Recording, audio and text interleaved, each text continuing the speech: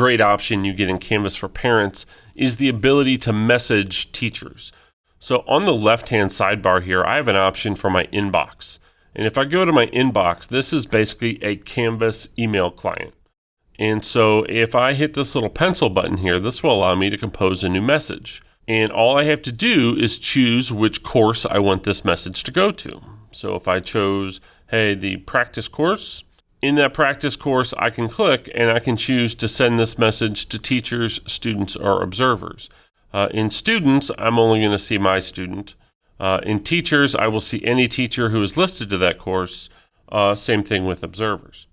Now, once I have entered that, I can give it a subject. I can type in my message. I could even attach files or a media recording if I want to, and then hit send. That message will then go directly to your teacher's Canvas course and their inbox.